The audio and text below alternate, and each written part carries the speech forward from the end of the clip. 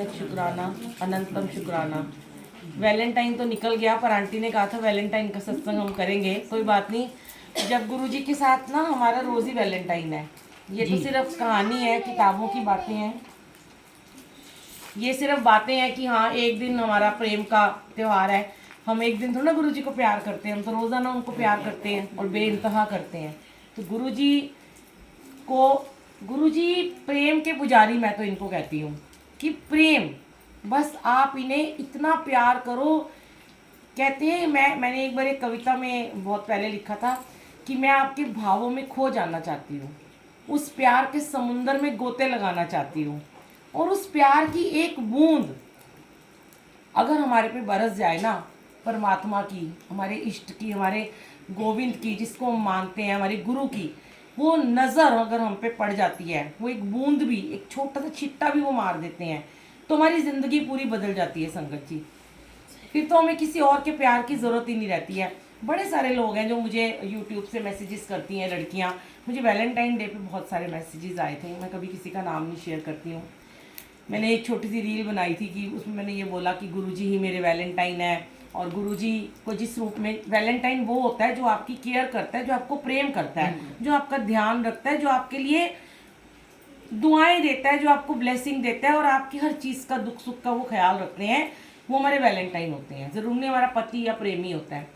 तो फिर बड़ी सारी लड़कियां हैं जो यंगस्टर हैं, उनके डाइवोर्स के केस चल रहे हैं, और किसी का हो गया और किसी के हस्बैंड की डेथ हो गई छोटी एज में। बड़ी खुश हुई, कहती हैं आंटी हम भी, काश हम भी ऐसे गुरुजी को प्यार कर सकते जैसे आप करते हो। मैंने कहा क्यों नहीं कर सकते हो, कोई मैं खास थोड़ी ना हूँ, वो तो जो उन्हें प्यार करेगा वो तो उसके हो जाएंगे। कहती है हमने आपकी ये छोटी सी रील देखी है, अब तो हमें लग रहा है कि हम ऐसे ही रोते रहते हैं पूरी ज़िंदगी। हमारे पति हमें छोड़ के चला गया, हमारे माँ बाप हमें छोड़ के चले गए, या किसी ने हमें चीट कर दिया, धोखा दे दिया, या किसी ने दूसरी शादी कर ली, या उसका कहीं अफेयर चल रहा था। हम क्यों उनके लिए इतने पागल हैं? हम तो इनके लिए पागल हो जाए ना, तो फिर तो दुनिया हमारे लिए पागल हो जाएगी। और ये सच बात है, जब हम इनके लिए पागल हो जाते हैं, कमले हो जाते हैं, दीवाने हो जाते हैं। क्योंकि ये जो दुनिया है ना संगत जी, ये तो मोह माया है। अब पति को प्यार करना नहीं छोड़ना, ये नहीं मैं कहती कि जिसका पति है छोड़ दो, या जिसके भाई बहन है, बच्चे हैं, उनको छोड़ दो, नहीं, सबको करना है। हमारी ड्यूटीज़ हैं, हमें पूरी करनी है। हम इस संसार में दुनियावी, इस दुनिया में आए हैं, वो सब हमें अपने रिश्ते पूरे निभाने हैं, लेकिन उनके मोह में नहीं हमें फंस जाना। हमें उनको उतना प्यार करना है जितना हमारा मेंटेन होके रहे, स्टेबल रहे। अंधा प्यार करोगे इंसान से तो आपको सच में कभी कभी दुख मिलता है, हम हर्ट होते हैं जब ज़्यादा प्यार कर बैठते हैं। और प्यार में ना एक बात देखी है मैंने कि वैलेंटाइन है तो इसलिए गुरुजी बुलवा रहे हैं, प्यार में ना कभी बदले की भावना नहीं होनी चाहिए, सिर्फ देना होना चाहिए। अब कोई कहे मैं अपने बॉयफ्रेंड को तो बहुत प्यार करती हूँ पर वो मेरी केयर ही नहीं करता, मैं अपने हस्बैंड को इतना प्यार करती हूँ, मैं अपनी सास को इतना प्यार करती हूँ, माँ से भी ज़्यादा करती हूँ, पर मेरी सास तो अपनी बेटी को ही ज़्यादा प्यार करती है। ये भाव भी लड़कियों में आ जाता है। आप अपना कर्म करो, अपना पूरा अपना होमवर्क पूरा करो, जो दुनिया में आए हो, अपना कार्मिक अकाउंट को क्लियर करो। आपके अंदर इतना प्यार भरा हुआ है कि आप दे दो, बस आप सबको दो, बांटो। आप उससे अपेक्षा मत रखो कि मुझे इसके बदले में प्रेम मिलेगा, वो मिल जाएगा, वो गुरु की नियामत है। सास आपको माँ जैसा प्यार दे रही है, वो गुरुजी दिलवाएंगे। लेकिन अगर आपने निश्चल भाव से, निस्वार्थ भाव से अपनी सास को, अपने ससुर को, अपने पति को, अपने देवर को, अपनी नंदों को, अपनी भाभीयों को, जिसको भी निस्वार्थ रूप से अगर आपने प्यार कर लिया ना, तो मैं कहती हूँ दुनिया में कोई भी इतना बेदर्द नहीं होता कि वो आपको बदले में प्यार नहीं करेगा। और लेकिन उम्मीद ना करना कि मैं आज 10 दिन कर लिया, या मैं 1 साल से कर रहा हूँ, या मैं 4 साल से कर रहा हूँ। कई लोग मुझे बहुत सारे क्वेश्चन करते हैं, हमें 5 साल हो गए शादी को, हम तो खट रहे हैं, मर रहे हैं, उनके लिए सब कुछ कर रहे हैं, खाना भी बनाते हैं, उनकी सेवा शुश्रूषा भी करते हैं, वो बीमार हैं, हम सब कुछ करते हैं, पर हमें आज तक उसका सिला नहीं मिला। कोई बात नहीं, हो सकता है हमने अपने पुराने प्रारब्ध के कर्मों में उनके साथ कुछ अच्छा नहीं किया होगा, तभी हमारा भी वक्त नहीं आया ब्लेसिंग का। हमने बहुत बुरा किया होगा अपने प्रारब्ध के कर्मों में, पर मतलब कि आज का तो हम अपना कर्म सुधार लें ना। अगर हम आज सुधार लें, हम ये ना सोचे कि हमें बदले में कुछ नहीं दे रहा, हम ये सोचें मेरे अंदर जितना प्रेम है, मैं वात्सल्य है, मैं इनमें लुटा दूं तो मेरा अगला वाला जो जन्म है वो बहुत अच्छा होएगा। शायद अगले जन्म में मुझे इससे डबल, चौगुना, 10 गुना प्यार मिलेगा। तो प्रेम की भाषा, परिभाषा बहुत अलग होती है।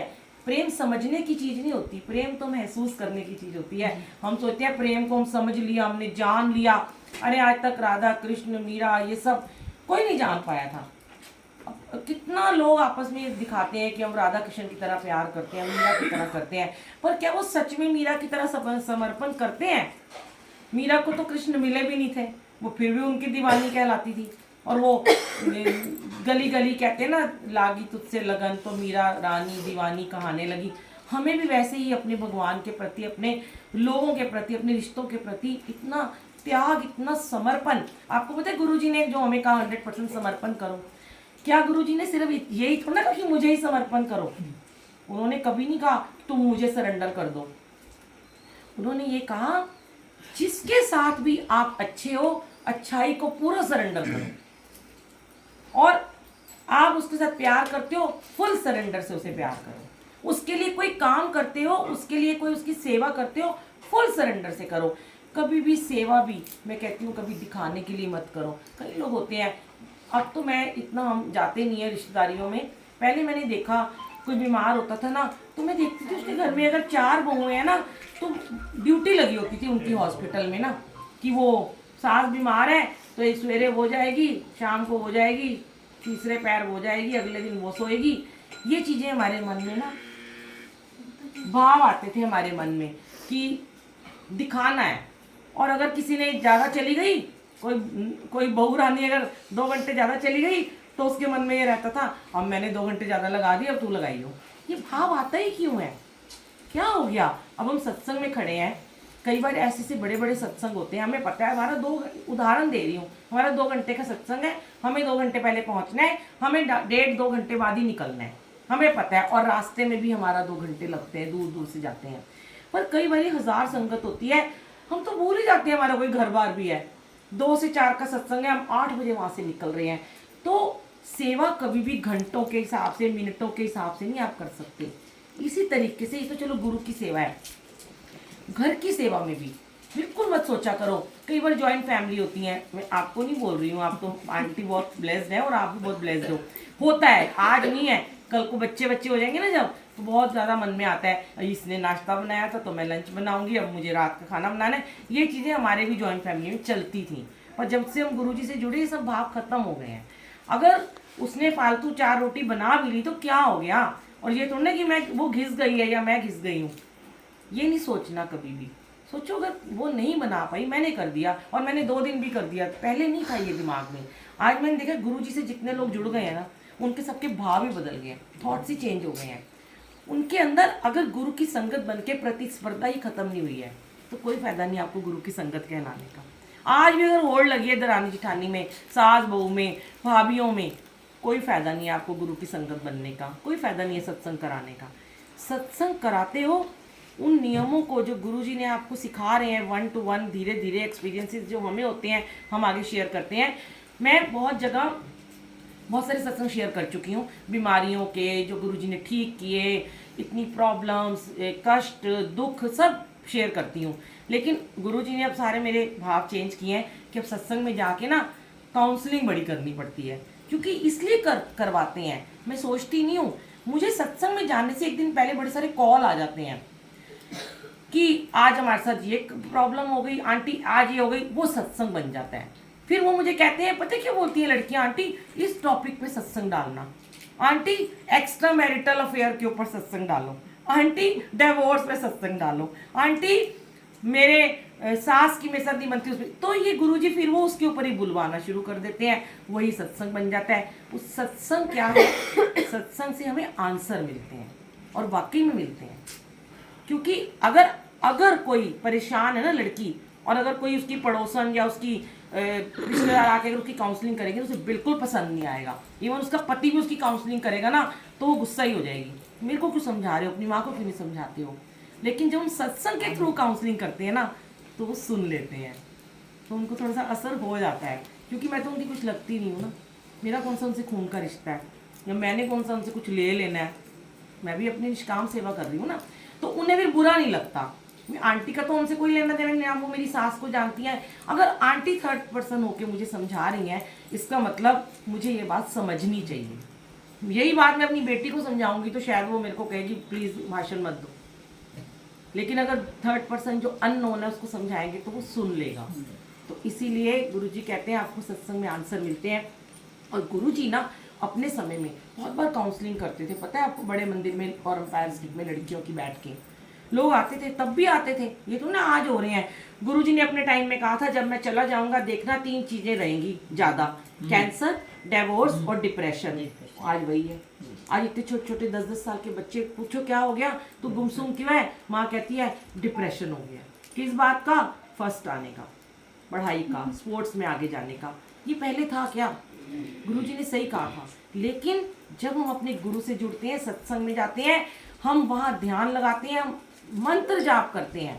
और सच में जो मंत्र जाप करते हो, घर में जल रखते हो, वो जल सबको देते हो। मैंने ऐसे बहुत सारे लोग देखे हैं जो 20-20 साल से डिप्रेशन की गोलियां खाते थे, 20-20 साल से खा रहे थे, नींद की स्लीपिंग पिल्स खाते थे, उनकी छूट गई। सिर्फ उन्होंने मंत्र जाप किया, अमृत वेला किया, वो जल रखा, वो जल को दवाई समझ के पिया। अभी आज एक अंकल ने मुझे आंसर किया, आंटी ने, कि उनके भाई ने, इनको तिल से बड़ी प्रॉब्लम है। इधर अंदर आंटियां बैठी हुई हैं 2-3, व्रत रख के आई हुई हैं। व्रत वगैरह जो होता है, गुरु जी के जब सत्संग में आते हैं, ये इसको जो चाय प्रसाद जो आपको यहाँ प्रसाद मिलता है, उसको मेडिसिन समझ के खाया करो। जो प्रॉब्लम लेके आए हो ना, एक्चुअली में तो उसको ठीक कराना है हमें, हम वो करा नहीं रहे ठीक। और हम तो वही भेड़ चाल में लगे हैं कि हम तो चाय नहीं पियेंगे, हम तो अन्न नहीं खाएंगे, हम तो नमक नहीं खाएंगे। तो उनका आंटी ने कहा कि उनको तिल से ना पूरी बॉडी में एलर्जी हो जाती है। अब मुझसे गुरुजी ने क्या बुलवाया कि देखो, क्योंकि गुरुजी को मेरे को पता है कि गुरुजी के बड़े मंदिर में प्रसाद से क्या क्या फायदे होते हैं। सत्संग में वही प्रसाद है, वही गुरुजी है जो बड़े मंदिर में है, जिन्होंने थाली में या भोग लगा दिया।